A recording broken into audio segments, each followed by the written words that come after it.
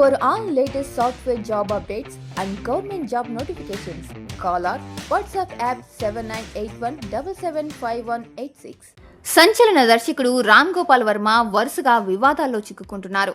మొన్న ఈ మధ్య వ్యూహం సినిమా వివాదంలో పోలీస్ స్టేషన్ చుట్టూ కోర్టు చుట్టూ తిరిగారు. దాని నుంచి బయటపడేలోగా మరో కేసులో ఆర్జీవీ ఇరుక్కున్నారు. రాయదుర్గ పోలీస్ స్టేషన్లో రిటైర్డ్ మహిళా ఐపీఎస్ రామ్ గోపాల్ వర్మపై దహనం వెబ్ సిరీస్ పై ఫిర్యాదు చేశారు. తన అనుమతి లేకుండా తన ప్రొఫైల్ను దహనం అనే వెబ్ సిరీస్లో వాడారని రిటైర్డ్ మహిళా ఐపీఎస్ ఫిర్యాదు చేశారు. దహనం సినిమాకు డైరెక్టర్ కమ్ ప్రొడ్యూసర్గా ఉన్నారు రామ్ గోపాల్ వర్మ. దాంతో రామ్ గోపాల్ వర్మపై కేసు నమోదు చేశారు రాయదుర్గ పోలీసులు.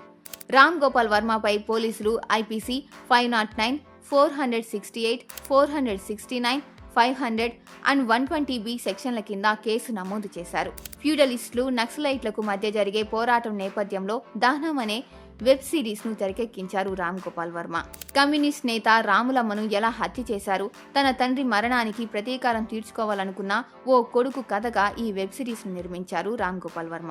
రిటైర్డ్ ఐపీఎస్ అధికారి చెప్పిన వాస్తవ ఘటనల ఆధారంగా తెరకెక్కించామని ఆర్జీవీ తెలిపారు.